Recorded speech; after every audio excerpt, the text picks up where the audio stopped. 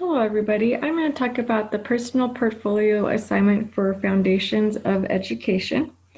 And first, I just want to go over the directions and the rubric and then talk a little bit about the assignment and what a personal portfolio is.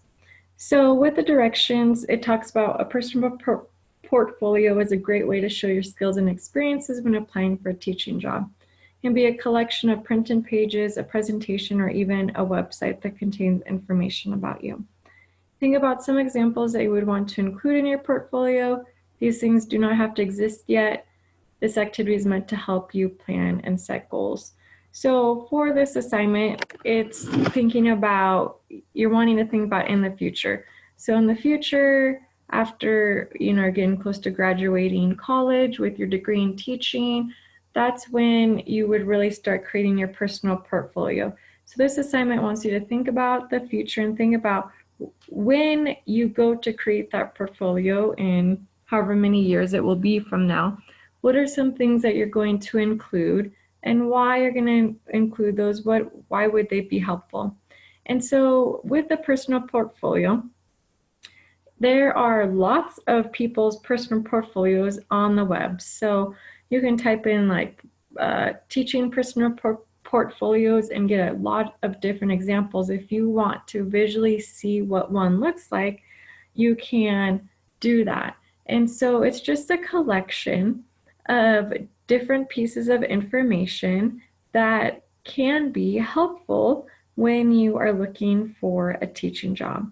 And it's different things that you want to showcase or things you want to talk about, like philosophies, things that maybe you have extra training in that's going to make you the best candidate for the position. And so for this specific assignment, it wants you to list and describe 3 items that would show that you are qualified for a teaching job. And it wants you to provide your answer in at least 3 complete sentences. And then it gives you a list of options you can choose from. And so in the personal portfolio, having a resume would be something that is important. And notice that it says teaching resume. So really showcasing what work have you done in the field of education. So you can always put your student teaching in there. And then you can, put any work that you've really worked with kids in would be helpful too.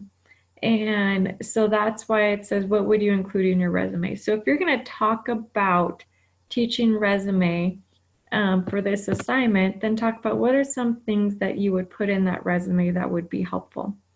Student teaching experience. So you can talk about your student teaching experience, in a paragraph or so, kind of explaining some of those main things that you accomplished and you did.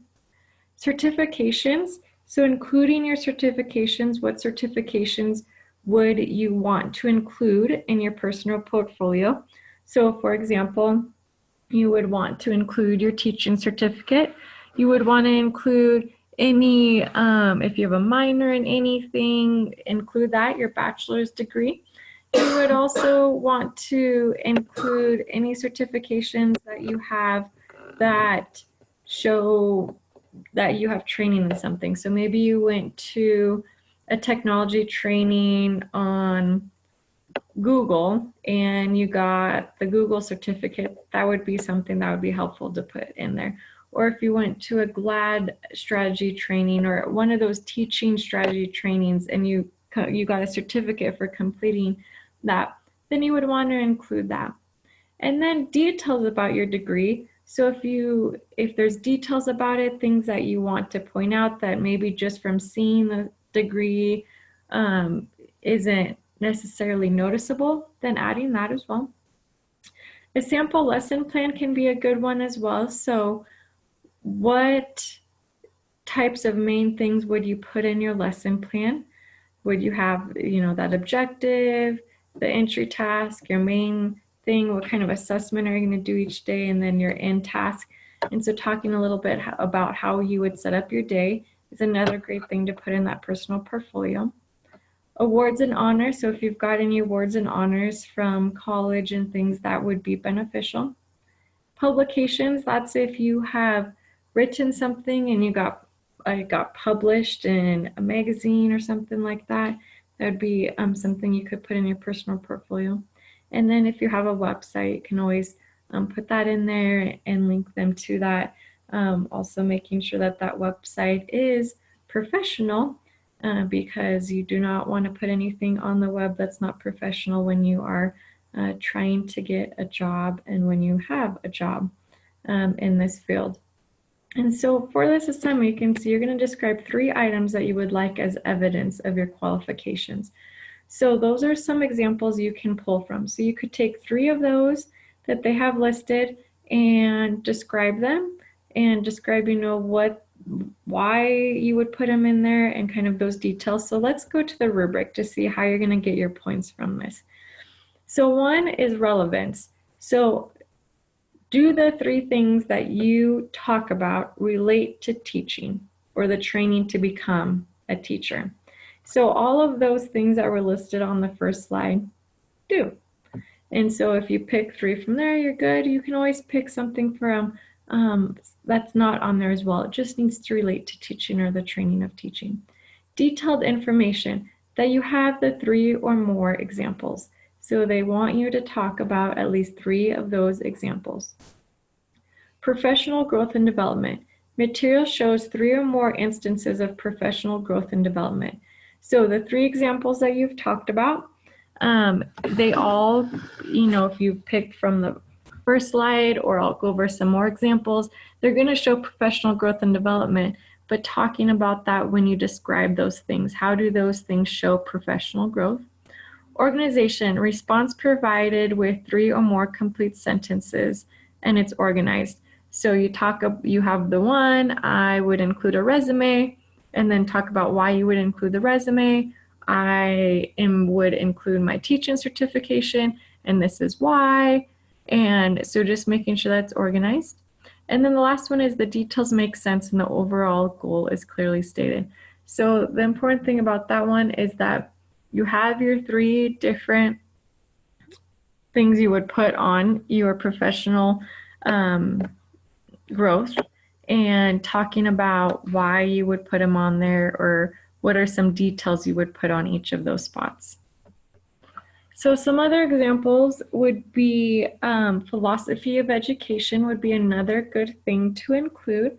And so you could do that in, a paragraph to 2 paragraphs to a page about what is your philosophy of education, how are you going to run your classroom, what are those overarching goals and ideas that you're going to use.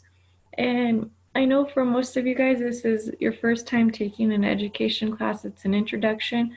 So you can just, you can say that this is what you would put in there and talk about why you think that's important.